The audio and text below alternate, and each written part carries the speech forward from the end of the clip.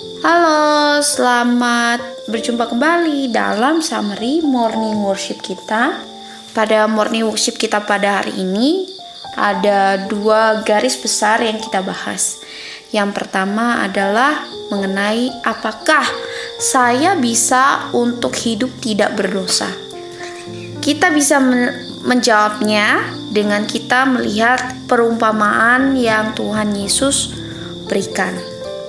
Di Markus 9 ada cerita tentang seorang anak yang dirasuki oleh roh setan, dan kemudian murid-murid Tuhan Yesus tidak bisa untuk mengatasinya. Akhirnya Tuhan Yesus sendiri yang harus turun tangan. Nah, di ayat 22 bapak dari anak ini berbicara kepada Tuhan Yesus bahwa anak ini seringkali dijatuhkan ke api, ke dalam air, dihancurkan dirinya. Dan dia mengatakan kepada Tuhan Yesus, "But if thou canst do anything, have compassion on us and help us." Jika kamu bisa, tolonglah kami. Dan apa kata Tuhan Yesus?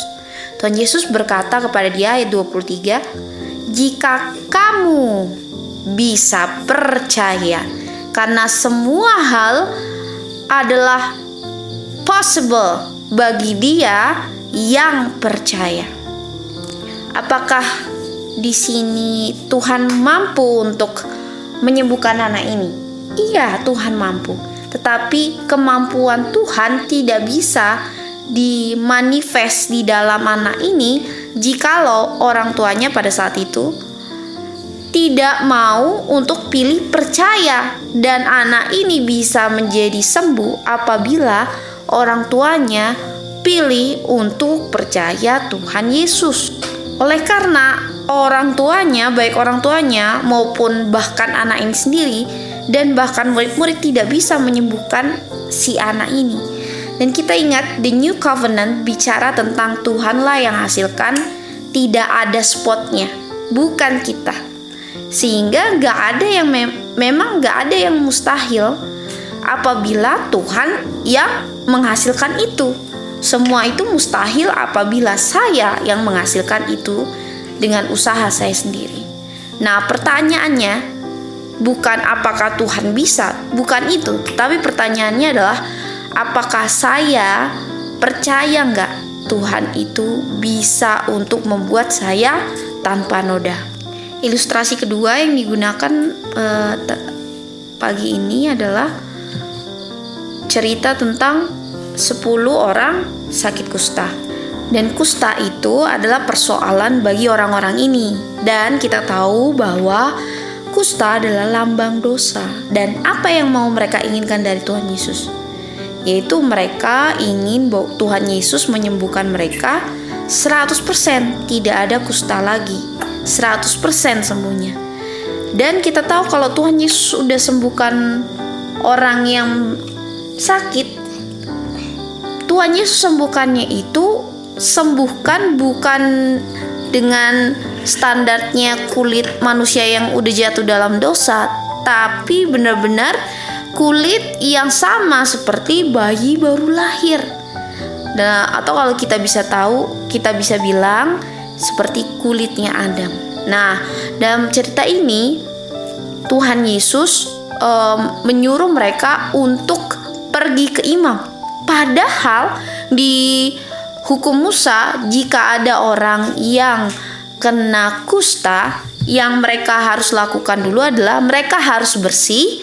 Kemudian barulah mereka pergi ke imam, supaya imam bisa memastikan apakah mereka benar bersih atau tidak dan menyatakan mereka bersih atau tidak. Jadi yang harus pertama dilakukan sebelum ke imam adalah melihat diri mereka sudah sembuh. Tetapi ketika 10 orang kusta ini pergi ke Tuhan Yesus, yang mereka hanya inginkan adalah suaranya Tuhan Yesus. Karena mereka tahu bahwa hanya dengan bersuara saja, seperti senturion yang memohon Tuhan Yesus mengatakan saja untuk supaya hambanya sembuh, begitu juga dengan mereka. Mereka tahu bahwa firman-Nya Tuhan Yesus, hanya firman-Nya ketika dikatakan akan menghasilkan kesembuhan. Dan ketika Tuhan Yesus pergi ke imam, yang mereka lakukan bukan bertanya, tetapi mereka obey the word, menuruti firman yang keluar dari mulut Tuhan Yesus. Kita tahu di Efesus 5:26, 5:27 dikatakan gereja dibersihkan, dimurnikan dengan air firman, sehingga gereja ini bisa menjadi a glorious church, nggak punya spot atau wrinkle atau hal-hal demikian, tapi menjadi gereja yang holy dan without blemish. Ingat tadi polanya, melalui firman. Orang-orang ini, 10 orang kusta ini hanya ingin mendengar firman, karena mereka tahu firman-Nya yang sanggup untuk membersihkan dalam tanda kutip dosa atau kusta yang mereka sedang miliki pada saat itu. Dan kemudian apa yang harus mereka lakukan ketika mereka sudah dengar firman? 1 Petrus 1 ayat 22 dibilang, seeing ye have purified, disucikan kamu punya jiwa dalam ketika kamu menuruti kebenaran itu melalui roh. Dan kita bisa lihat dari cerita itu, orang-orang kusta ini ketika mendengar firman Tuhan, mereka obeying the word. Mereka obeying the truth dari apa yang mereka sudah dengar melalui yang keluar dari mulut Tuhan. Jadi apakah mereka percaya? Mereka percaya. Mereka percaya apa? Mereka percaya firman yang keluar dari mulut Tuhan. Matius 4 ayat 4. Kalau kamu sanggup percaya, bukan main, Tuhan Yesuslah yang bisa sembuhkan kamu. Hanya yang percaya saja. The New Covenant adalah yang masuk pintu gerbang surga. New Covenant adalah orang yang mau percaya bahwa Tuhanlah yang mengerjakan segala sesuatu untuk membereskan mereka punya dosa. Dan orang-orang yang claim the New Covenant inilah yang masuk pintu gerbang surga. Jangan khawatir ketidakmampuan kita, karena memang kita benar-benar tidak mampu. Solusinya adalah Tuhan yang bisa, bukan saya, karena saya nggak akan pernah bisa. Tuhanlah yang bisa. Dan pembahasan kedua kita adalah mengenai Roma 7 ayat 21 sampai 25. Jadi di Roma 7:21 saya temukan bahwa hukum adalah baik dan saya mau bikin yang baik, tapi yang saya lakukan adalah yang evil. Roma 7:22 dikatakan, for I delight the law in the law of God. Jadi delight in the law of God ini adalah mind saya yang ingin atau suka dengan hukum Tuhan. Mind saya menurut, tapi tubuhnya yang gak mau. Gimana mau dipisahkan dari tubuh? Karena gak akan pernah bisa dipisahin. Sehingga saya selalu hidupnya berdasarkan saya punya flesh, atau di ayat 24 adalah saya punya mayat. Selama terikat gak bisa menurut, karena saya terikat dengan mayat itu, dan itulah persoalannya. Dan apa yang saya buat itu didikte oleh yang menjadi satu dengan saya, sehingga saya nggak bisa menurut firman Tuhan. Jadi di ayat 18 dikatakan ada keinginan untuk berbuat baik, tapi bagaimana untuk berbuat baiknya itu tidak ada. Dan ayat 22 itu di situ dibilang delight ini kita punya mind. Dan di ayat 25 berdasarkan thank God, berterima kasih, di situ kita tahu ada solusinya. Saya percaya dia bisa, bukan saya percaya bahwa saya bisa. Karena kalau saya percaya saya bisa, itu namanya dongeng. Artinya kalau orang gak mau, gak akan bisa dia selamat. Sampai Tuhan Yesus datang di awan-awan, daging itu masih ada. Dan bedanya saya sekarang dikasih kuasa untuk melakukan yang selama ini saya mau lakukan tapi nggak bisa. Jadi berdasarkan Roma 7 ayat 25 itu kita ada solusi, dan solusinya adalah melalui Tuhan Yesus.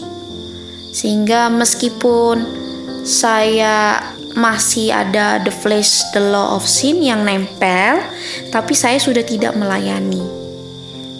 Karena saya memiliki kemauan dan ada kuasa melalui Tuhan Yesus untuk saya bisa disanggupkan untuk melakukan yang saya mau, yaitu sesuai dengan hukum. Dan ketika kita masuk di Roma 8 ayat 1, di situ dikatakan bahwa tidak akan ada lagi condemnation.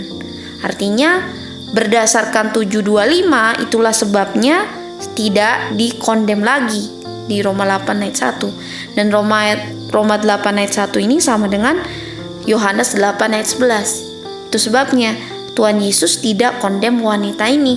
Dia bilang sama wanita ini, go and sin no more. Kamu gak dikondem karena kamu pakai kuasa Tuhan untuk menurut Tuhan, untuk menurut firman Tuhan. Kalau kamu pilih itu, kamu sanggup untuk menurut, oleh karena kuasa itu diberikan kepada kamu untuk menurut, go and sin no more. Go and sin no more itu berdasarkan nomornya, itu menunjukkan bahwa ikatan mautnya masih ada. Masih ada ikatan mautnya. Karena kata nomor sendiri itu menunjukkan bahwa ada kemungkinan dia untuk bikin lagi. Jadi bukan berarti ketika Tuhan Yesus datang untuk menyelamatkan manusia, itu memisahkan flesh ini dengan diri kita, nggak bisa.